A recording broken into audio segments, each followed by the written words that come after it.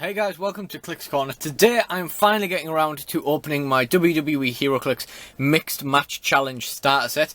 This is a very interesting set that I had very little interest in until I found it incredibly cheap.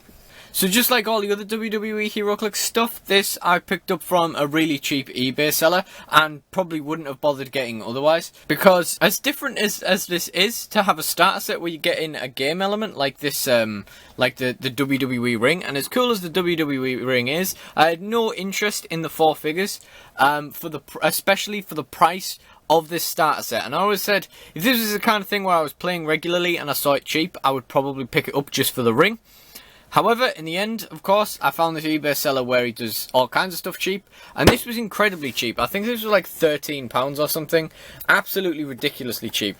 So as you can see, we get the WWE Ring, we get AJ Styles, Sasha Banks, Charlotte Flair, and Finn Balor there. You can see Banks and Balor on the side there, all of them in the ring there on the back, and then Styles and Charlotte Flair on the other side.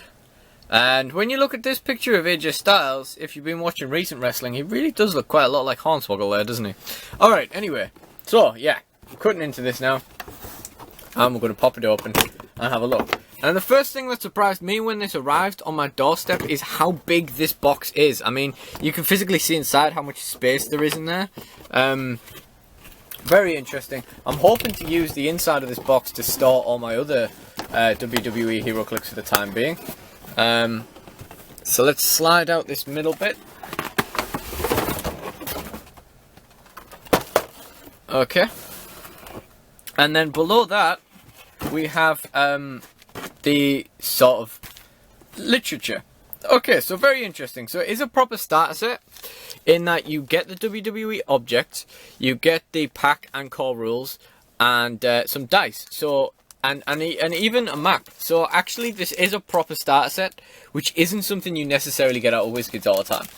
Now, if you'd like to know more about the WWE rules, I did a video on that. I discussed those in a video I did on the Rock and Sock Connection starter, which in my opinion was much more interesting than this. But yeah, so we'll get into this stuff in a little bit later on. But first of all, we'll take a look at all of the actual figures in the set. So first of all, here is the Finn Balor sculpt. I don't think the face looks an awful lot like him personally, but I mean, you know, it's very small scale this, so you know, it's kind of hard to get it bang on. You know, he's in the middle of doing a coup de grace. Not bad. You know, it's not a bad sculpt at all, I guess. Not a massive fan of Balor, but you know, there he is. So you know, hopefully he'll be pretty decent. We'll take a look at his partner, Sasha Banks. Again, I'm not a massive fan of Sasha either. It's not a terrible sculpt though. It's kind of interesting. I think all four of these figures didn't get a main set release, and they're only getting their main set release in the next set. Now there's a bit of tape over Charlotte Flair and AJ. That's interesting. I wonder why that wasn't on the other two. So I'll just peel that off. Get that out of the way. So here's the Charlotte Flair. Very interesting sculpt. The robe looks very interesting. It's nice that they've got all this these kind of like sort of circles on it to represent like sequins and stuff. Looks really good. It says Flair on the back. Nice little decal there. Can't argue with the paint job. A very generic WizKids paint job face there. And finally, we have the only figure in this set that I had even the remotest amount of interest in, which is AJ Styles. That's just my own preference for wrestlers, I guess, and also stems from a lack of interest currently in Heroclix itself. But yeah, anyway, here we go. We've got AJ Styles. We've got the decal on his gloves, on one knee pad, on his boots. Got the decal on the side there. And then on the back of his jacket as well. Very interesting. Sculpt, again, just like with his actual action figures, very Very possible you'll end up with a phenomenal forehead sculpt there, and just have him with like the worst hairline in the world. Next, I'm going to try and work out how to get the damn ring out of here. So how is this fastened on? I mean, it must be tied on the back, surely, right? Surely? Let's take a look. Yeah, okay, so we're just going to undo these. Okay. Then we're just going to tug this from the front. And off we come. Okay. So here's the ring. So we're just going to carefully pull all this out of the middle of it. Oh, we're going to try to anyway. I mean, what the hell, man? Come on. Right, okay. So, let's take a look at the condition of it. Right. Oh, for God's sake. Right, so we'll take a quick look at the condition of the ring first. It looks pretty good. There are some sort of marks at the top there that I'm not really sure whether you'll be able to see.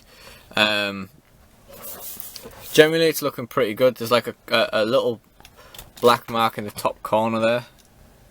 It's like a little black mark in the top corner there. Which, a bit of a shame, but that's okay. So there's the ring. So we're just going to lay that down now. Put the guys inside it.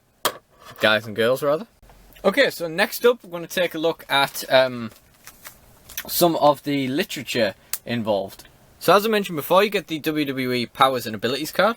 You also get a rulebook. And then you get the object tokens and terrain tokens as well. So you get the sheet of terrain tokens, the 2 sheets of terrain tokens, and we have the objects, 3 of which have just let themselves out there. So we've got the steel chair, steel steps, briefcase,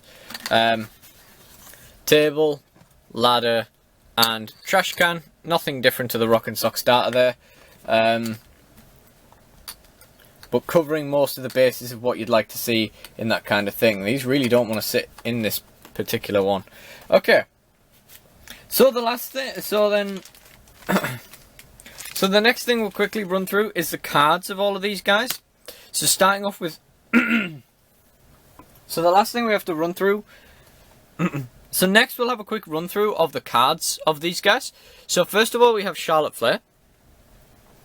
Signature move, Natural Selection. If Charlotte Flair has 1 action token, Lightning Speed. When she uses it, she moves only in a direct path and then hits.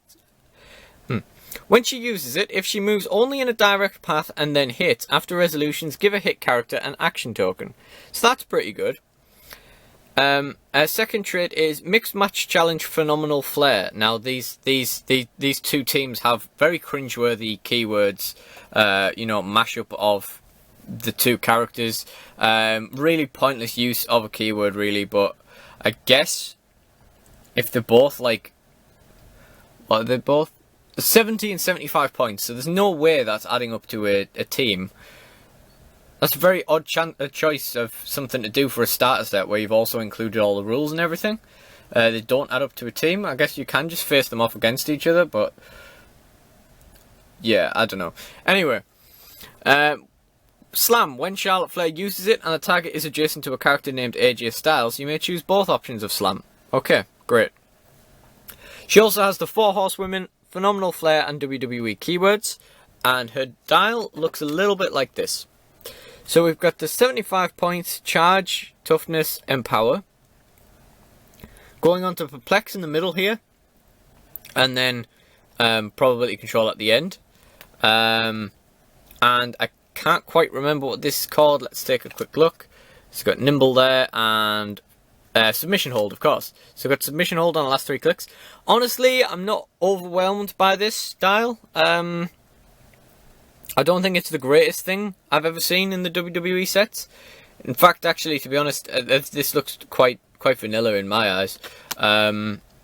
The moves are kind of interesting, but the dial itself is quite boring. I wasn't really expecting to use her an awful lot unless she turned out to be really good. But I had a strong feeling they might just have made her really, really good because, you know, wrestling's all about making Charlotte Flair look good nowadays, isn't it? Okay, we've got Sasha Banks next. So again, we've got Demon Boss, which is arguably worse than Phenomenal Flair. 4 Horsewomen and WWE keywords. We've got Signature Move, Meteora. If Sasha Banks has 1 action token, Flying Leap. When she uses it and hits after resolutions, a hit character gains mobile until your next turn, and you may heal her 1 click. So that's pretty good, okay. Next we have Slingshot. When Sasha Banks knocks a character back until your next turn, if that character is adjacent to a character named Finn Balor, modifies defense -1. Okay, so I'm getting the vibe that both of those mixed match abilities aren't really great. But, you know, it is what it is. Again, looking at the powers, I'm not expecting much from this dial, but let's take a look. Okay, so it's a bit more varied. There's a lot more going on there than Flair. We've got the nimble submission hold and reversal, that's the one, on the dial there as well. She's got some pretty decent defense values, I suppose. She could be quite interesting. There's nothing really there on the dial, again, that really jumps out and says, like, oh, you must play this figure because it can do this. But, you know, she'd probably be quite interesting, and, you know, we'll see how she plays, I suppose. Okay.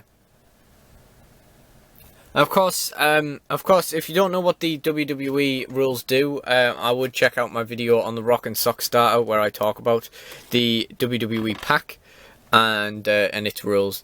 But for now, let's move on to Finn Balor, the other member of Demon Boss.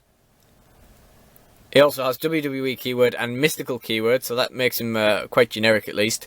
If Finn Balor has 1 action token, Flying Leap, when he uses it, a hit character can't use defense powers until your next turn. Now that is a good signature move. That is some good stuff. Slingshot, when Finn Balor knocks a character... Oh, they've got the same... the mixed match challenge abilities are the same then. Okay, fair enough. Again, dial didn't look incredible. I guess it's not bad. It's full of support powers. You know, we've got Empower, Prob, Outwit, and Perplex on there, so that's cool. Got 2 clicks with no defense power at all, which is not a problem because he does have an 18, but it's just not something you commonly see nowadays. Which is partly why I was so disappointed with how many clicks Steve Austin doesn't have a defense power. Okay, interesting one. Again, don't think it's the most world-breaking figure in the world. I don't think it's the most exciting either, but anyway, finally we have the AJ Styles figure. Phenomenal Flair and WWE keywords for AJ Styles. If AJ Styles has 1 action token, Flying Leap. When he uses it, a hit character can't use speed or attack powers until your next turn. That's pretty good as well, okay. And of course we've already been through the mixed match challenge ability. So we'll take a quick look at his dial. You don't see charge prob an awful lot. I don't think he does enough damage on that first click for it to really be like warranted that he doesn't have anything else going on like he could do with an attack power there or something. Bit of close combat expert at the end. Again, I don't think this is the most world-beating figure in the world. I don't think this is the most exciting group of figures in the world, but in fairness, I wasn't really particularly interested in getting these at all. And obviously it's the ring that I was mostly after, the ring that I was most interested in, so let's see what that does. Now, I'm not going to read all the special terrain rules because I'll be here all day, but we'll start off with the constellation. So, if you couldn't place this special terrain, instead you can use the constellation effect below. At the beginning of the game, choose a friendly character. Once per game, you may re-roll that character's attack. Once per game, you may re-roll an attack targeting that character. So, for 5 points, that's not a bad little effect to have on someone, if you remember to use it. That's the main thing. The main thing there is remembering to use it. But, still, that's pretty good if you are unable to place this. It's a nice little consolation, really. Next, we have placement rules. So, special terrain must be placed at least 3 squares away from any starting area and can't be placed over other special terrain or orange squares. When placing special terrain, it can't be placed without violating any of the above restrictions. When placing special terrain, if it can't be placed without violating any of the above restrictions, the special terrain is not placed and is immediately KO'd. You may only have one special terrain between your starting force and starting sideline. When a player loses the game because all characters of one or more When a player loses the game because all characters of one point or more on their force have been KO'd, special terrain on their force is scored whether it was placed on the map or not. And finally, we have what it actually does. So, ropes exist along the edge of the ring. When you knock a character back into the ropes, you may choose that their knockback path continues in the opposite direction back along that same path. Once per turn, you may re-roll a close attack of a friendly character in the ring. And finally, once per turn, you may re-roll the ranged attack of an opposing character outside the ring that's targeting a friendly character inside the ring. So that's interesting because it means in an actual WWE game, you're going to be able to re-roll your melee attacks. But if you're in a multi-universe game with things that have ranged attack, it gives you a little bit of defense for your WWE guys. From ranged attacks. So that's nice. It's also only 5 points, so it gives you quite a bit of stuff. For 5 points. There's the ring on the back there. I think it's very interesting, and every time I have 5 points now, I put this in the build. And now I've finally opened it, I can actually use those. I can actually use it for that. And for that reason, I think it's going to get a lot of use. I don't think it's as good as the boxing ring, but I think it's more fair than the boxing ring, which I thought was a little bit ridiculous. And I also think that it's a little bit like... I also think that it does have some benefits over the boxing ring. So, anyway, that is the end of my WWE Heroclix mixed match. No, it's not. Anyway, the last thing I've got here to open is the map that comes with the Mixed Match Challenge starter set. Now, this is going to be difficult because I've not really got an awful lot of space to work with here.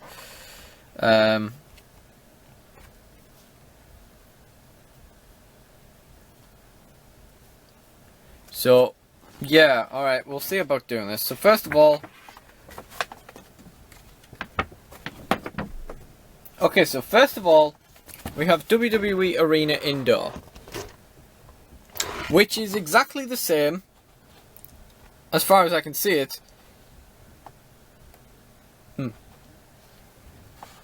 Now this one is very similar to one of the ones in the Rock and Sock starter, except it's a little bit different. This is actually looks like an actual WWE Arena. So we have the ring in the centre there, and the announce tables to the side. Crowd is still obscuring terrain, and for some reason the starting area still is behind the crowd. The stage is the other starting area, so one person is starting off in obscuring terrain and the other is not. And then we have the crowd around the side, of course. And that's more or less it. On the other side we have WWE Backstage area indoor. This is quite an interesting map. This could be quite generic, to be honest. This is quite an interesting map. It's quite generic, to be honest. We've got a couple of cars on the outside. Some blocking terrain, which is just orange. Like, that is just orange terrain. So, you know, the colouring's just gone wrong there. We've got some boxes laid around for some terrain down this corridor down the centre. We've got a little, it looks like a press conference room there. And then a office. Then a sort of lounge on this side. And I guess some locker rooms there. Okay, so that's pretty interesting. Okay, so that's more or less everything. Thank you for watching this Mixed Match Challenge opening video. And goodbye.